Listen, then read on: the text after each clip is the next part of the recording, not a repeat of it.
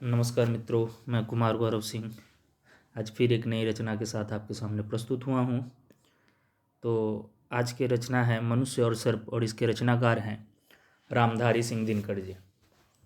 आइए हम रामधारी सिंह दिनकर जी के बारे में थोड़ा जान लेते हैं। तो रामधारी सिंह दिनकर जी का जन्म बिहार के मुंगेर ज़िले में हुआ है और इनकी जन्म तिथि है 23 सितंबर 1908। इनके पिता एक साधारण किसान थे और जब इनकी उम्र 2 वर्ष थी तभी इनके पिताजी का देहांत हो गया था। इसके बाद इनका और इनके भाई बहनों की जिम्मेवारी इनकी विधवा माँ ने संभाली। इनका पालन पोषण उन्होंने किया। इनकी प्रारंभिक शिक्षा इनके गांव के स्कूल में ही हुई और 1928 के बाद मैट्रिक पास करके इन्होंने अपना नामांकन पटना विश्वविद्यालय में करवाया, जहां से 1932 में इतिहास में इन्होंने बीए किया। 1947 में जब देश आज़ाद हुआ तब ये बिहार विश्वविद्यालय में हिंदी के प्राध्यापक व विभाग के अध्यक्ष नियुक्त हुए और मुजफ्फरपुर जा पहुँचे। 1952 में जब भारत की प्रथम संसद का निर्माण हुआ तो उन्हें राज्यसभा का सदस्य भी चुना गया और वो दिल्ली आ गए। दिनकर जी 12 वर्ष तक संसद सदस्य बने रहे। इनको पद्म भूषण से भी सम्मानित किया गया और 1972 में इन्हें ज्ञानपीठ सम्मान भी दिया गया।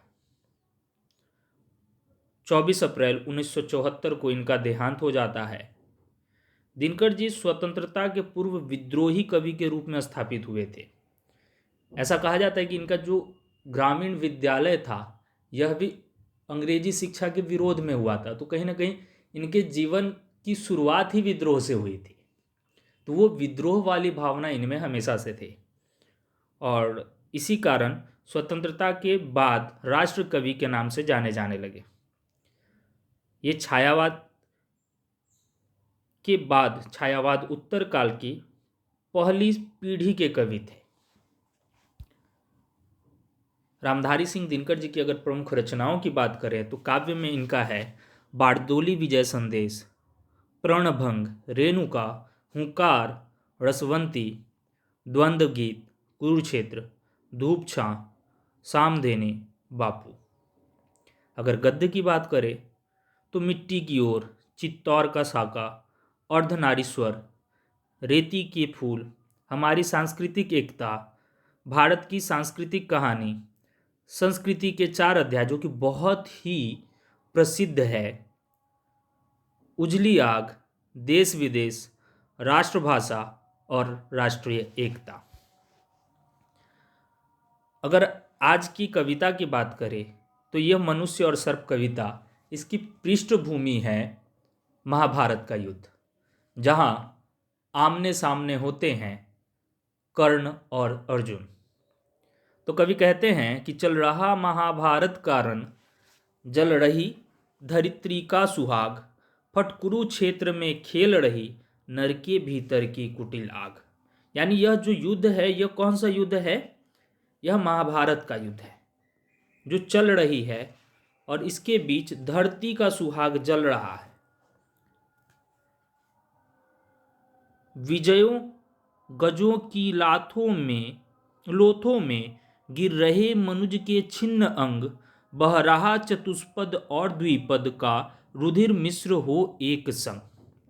यहाँ पे केवल जानवर नहीं हैं, उनके लूथरों में, उनके चिथड़ों में इंसान के भी जो अभिन्न अंग है वो मिल के गिरे हुए इधर उधर पड़े हुए हैं।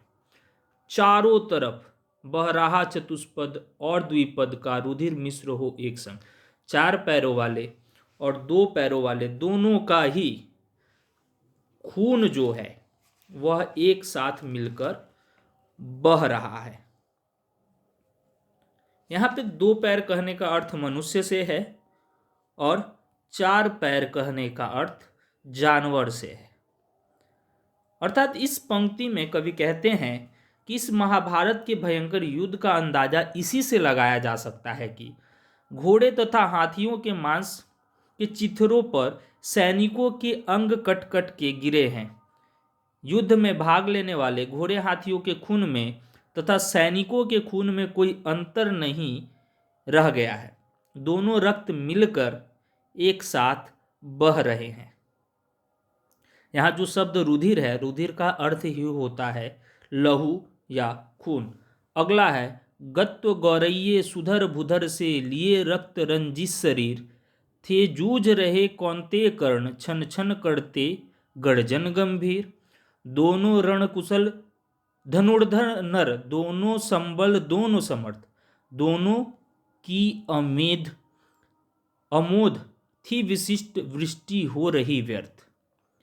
क्या कहते हैं कि गत्वर गौरैये सुधर बुधर से लिए रक्त रंजित शरीर। अर्थात प्रस्तुत पंक्ति में दिनकर जी कहते हैं कि यह जो कुरुक्षेत्र है, महाभारत का जो क्षेत्र है, वहाँ का दृश्य का वर्णन करते हैं कि तेज गति से पर्वत के समान सुधर लेकिन रक्त रंजिश लेकर युधिष्ठिर, भीम और अर्जुन एक साथ कर्ण से युद्ध कर रहे हैं। क्षण भर बाद उनके गर्जन का गंभीर स्वर, ये जब युद्ध होता है तो दोनों योद्धाओं के बीच जो स्वर है वो गर्जन की तरह हो रहे हैं। दोनों रण कुशल धनुर्धर, दोनों युद्ध में पारंगत हैं, दोनों धनुर्धर नर हैं, दोनों में समान बल है, दोनों संबल, दोनों समर्थ, दोनों समर्थ भी हैं, दोनों पर दोनों का अमोद था, यानी दोनों एक दूसरे से चूकने वाले नहीं थे। थी विशिष्ट वृष्टि हो रही व्यर्थ, विशिष्ट थी विशिख वृष्टि हो रही व्यर्थ, जो दोनों तरफ से वानों की वर्षा हो रही थी, वह दोनों एक दूसरे पर वानों की वर्षा कर रहे थे, वो दोनों ही व्यर्थ हो रहे थे। इतने में सर के लिए कर्ण ने देखा जो अपना निसंग, तरकस में फुंकार उठा कोई प्रचंड विषधर भुजंग। कहता है कर्ण मैं अश्वसेन विश्रुत भुजंगों का स्वामी हूँ, जन्म से पार्थ का शत्रु परम, तेरा बहुविधि हित कामे हूँ। इतने में ही जब कर्ण अपनी तरकस में देखते हैं तो उस तरकस में एक भयंकर सांप फुफकार रहा होता है। ज्यों कर्ण उसकी ओर देखते हैं वह आश्चर्यचकित रह जाते हैं। इतने में वह तरकस में छिपा हुआ सर्प अपना परिचय देते हुए कहता है कि हे कर्ण, मैं सर्पों का राजा हूं, विश्रुत भुजंगों का स्वामी हूं और जन्म से पार्थ का शत्रु परम, और मैं जन्म से ही अर्जुन का सबसे बड़ा शत्रु हूं और तुम्हारे लिए हितकामी हूं। इसलिए अगर मैं उसका शत्रु हूं तो मैं तुम्हारा सहायता करूंगा, तुम्हारा हित चाहने वाला हूं। जिन लोगों को पता नहीं होगा उनको मैं बता दूं कि जो अश्वसेन था, इनके परिवार जहां रहते थे उस जगह को नष्ट करके, इनके परिवार वालों को मार के अर्जुन ने अपना महल बनाया था। इसी का प्रतिशोध लेना चाहता था अश्वसेन और इसीलिए वह अर्जुन पार्थ का परम शत्रु है। बस एक बार कृपा धनुष पर चढ़ सख्य तक जाने दे, इस महाशत्रु को अभी तुरंत स्पंदन में सुलाने दे, कर वमन गरल जीवन भर का संचित प्रतिशोध उतारूंगा, तू मुझे सहारा दे बढ़कर मैं अभी पार्थ को मारूंगा। मेरे लिए ये सबसे प्रिय लाइन और अक्सर मुझे याद रहती है। जहाँ उदाहरण देना होता है तो मैं ये उदाहरण के तौर पे सुनाता रहता हूँ। तो अश्वसेन क्या कहते हैं कि हे कर्ण, तुम मुझे एक बार मौका दो, तुम अपने धनुष पर चढ़ाकर मुझे बाण की तरह मानो, मैं महाशत्रु को अभी तुरंत स्पंदन में, मौत की नींद में सुला दूंगा, उसके रथ पर सुला दूंगा। स्पंदन अर्थात रथ, मैं उसे रथ पे सुला दूंगा। कर वमन गरल जीवन भर का संचित प्रतिशोध उतारूंगा, जीवन भर का जो मेरे जहर का संचय है। मैं कर वमन गरल जीवन भर का, मेरे अंदर जो विष है इसका उल्टी कर दूंगा, उसके अंदर जो मेरे जीवन भर का प्रतिशोध है मैं इसे उतारूंगा। तू मुझे सहारा दे बढ़कर, मैं अभी पार्थ को मारूंगा। अर्थात अश्वसेन क्या कहते हैं कि हे कर्ण, तुम मुझे सहारा दो, मैं अभी की अभी किसे मार दूंगा? अर्जुन को। राधे जरा हंसकर बोला, रे कुटिल बात क्या कहता है? जय का समस्त साधन नर का अपनी बाहों में रहता है। उस पर भी सांपों से मिलकर मैं मनुज से युद्ध करूं। जीवन भर जो निष्ठा पाली उससे आचरण विरुद्ध करूं। तेरी सहायता से जय तो मैं अनायास पा जाऊंगा। आने वाली मानवता को लेकिन क्या मुख दिखलाऊंगा। संसार कहेगा जीवन का सब सुकृत कर्ण ने छार किया। प्रतिभट के वध के लिए सर्प का पापी ने सहाय लिया। क्या कहते हैं? राधे हंसकर बोले, राधे यहां कर्ण है, कहते हैं कर्ण हंसकर बोले, रे कुटिल, अरे कुटिल व्यक्ति, चालाक व्यक्ति, क्या बात कह रहे हो? जय का समस्त साधन जिससे विजय प्राप्त की जाती है नर के बाहों में, उनके हाथों में होता है। उस पर भी मैं एक मनुष्य होके एक मनुष्य से युद्ध करने के लिए सांप का सहारा लूं। जीवन भर मैंने जो निष्ठा पाली, जो आदर्श अपने जीवन का कायम रखा, उसे आचरण के विरुद्ध करूं। बहुत ही निष्ठावान थे कर्ण, कभी उन्होंने गलत रास्ता नहीं चुना और दानवीर भी थे। तो ऐसा व्यक्ति अपने नाम पे कलंक तो नहीं ले सकता। उसने जीवन भर जिस निष्ठा का पालन किया वो उसके विरुद्ध कैसे जाए? और क्या कहते हैं? तेरी सहायता से जय तो मैं अनायास पा जाऊंगा। वो कहते हैं कि हाँ, यह बात तो सच है कि तुम्हारी सहायता से मैं जीत तो जाऊंगा, लेकिन आने वाली मानवता को, जो बाद वाली पीढ़ी है हमारी, उसको अपना मुंह कैसे दिखाऊंगा? संसार क्या कहेगा मुझ पर कि जीवन भर जिस कर्ण ने सुकृत कर्म किए, अच्छे कर्म किए, उन सबको उसने क्या किया? छार कर दिया, राख कर दिया। प्रतिभट के वध के लिए, अपने प्रतिभट के वध के लिए उसने किसका सहारा लिया? सांप का सहारा लिया। संसार तो यही कहेगा ना। संसार क्या कहेगा कि जिस कर्ण ने इतने अच्छे अच्छे काम किए, वो बस एक युद्ध की विजय प्राप्ति के लिए क्या किया? सांप का सहारा लिया और अपने सभी सुकर्मों को कलंकित कर दिया।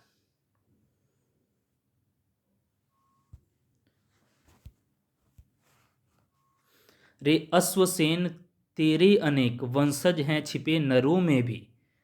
सीमित वन में नहीं बहुत बसते पुरग्राह घरों में भी। ये नर भुजंग मानवता का पथ कठिन बहुत कर देते हैं। प्रतिबल के वध के लिए नीच सहाय सर्प का लेते हैं। पाकर मेरा आदर्श और कुछ नरता का यह पाप बढ़े। अर्जुन है मेरा शत्रु किंतु वह सर्प नहीं, नर ही तो है। संघर्ष सनातन नहीं, शत्रुता इस जीवन भर ही तो है। कहते हैं रे अश्वसेन, तुम सर्पों में, नरों में भी तुम्हारे जैसे बहुत सर्प छुपे हुए हैं। यानी नर रूपी सर्प की बात यहां कर रहे हैं कवि कि बहुत सारे ऐसे नर भी हैं जो मनुष्य के, सर्प भी है जो मनुष्य रूपी हैं। ये केवल जंगलों में नहीं, नगर गांव घरों में भी बसते हैं। ये दिखते तो भले मनुष्य जैसा है, लेकिन इनकी जो हरकतें होती हैं ये जहरीले सांप की तरह है। ये नर भुजंग मानवता का पथ कठिन बहुत कर देते हैं। प्रतिबल के वध के लिए नीच सहाय सर्प का लेते हैं। ये विजय प्राप्त करने के लिए किसी भी हद तक नीचे जा सकते हैं। ये नीच व्यक्ति होते हैं और ये जो मानवता का पथ है इसमें क्या करते हैं? रुकावट पैदा करते हैं। ऐसा न हो कि इन सांपों में मेरा भी उज्ज्वल नाम चढ़े, पाकर मेरा आदर्श और कुछ नरता का यह पाप बढ़े। तो ऐसा कुछ ना हो कि ये नर रूपी सांपों की बात जो हो रही है उसमें मेरा भी नाम जुड़ जाए, मेरा नाम भी कलंकित हो, और उदाहरण जब लोग लें ऐसे लोगों की तो उसमें मेरा भी नाम आए। अर्जुन है मेरा शत्रु किंतु वह सर्प नहीं, नर ही तो है। अर्जुन क्या है? शत्रु है मेरा, लेकिन वो तो मनुष्य है, सर्प तो नहीं है। संघर्ष सनातन नहीं, शत्रुता इस जीवन भर ही तो है। संघर्ष क्या है? सनातन नहीं, हमेशा चलने वाली नहीं है, इसी जीवन भर है। लेकिन अगर मैं ये कार्य करता हूं तो इस जीवन के बाद भी मेरा नाम कलंकित रहेगा। अगला जीवन किस लिए भला, तब तो द्वेषांश बिगाड़ू मैं। सांपों की जाकड़ शरण सर्प बन, क्यों मनुष्य को मारूं मैं। कवि कहते हैं कि अगले जीवन को मैं क्यों बिगाड़ूं, जो जन्म इस जन्म का द्वेष है इसी जीवन तक रहे, इसे अगले जीवन तक क्यों ले जाऊं, अगले जीवन के संबंधों को क्यों बिगाड़ूं। सांप की शरण में जाकर मैं सांप बन जाऊं और मनुष्य को मारूं, ये मुझसे नहीं होगा। जा जा भाग मनुष्य का सहज शत्रु, मित्रता नहीं मेरी पा सकता।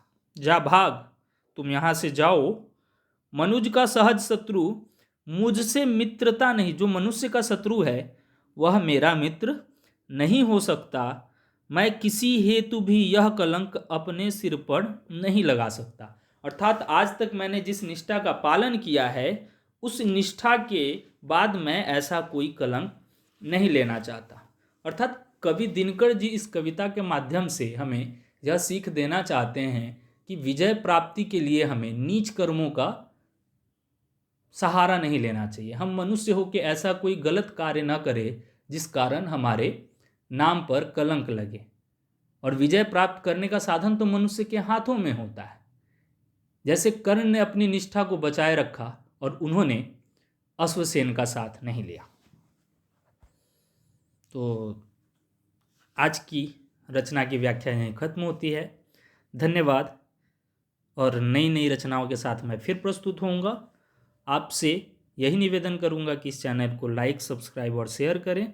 साथ ही आपको किस रचना पर व्याख्या चाहिए या आप किस रचना पे बातचीत करना चाहते हैं, कमेंट में हमें ज़रूर बताएं।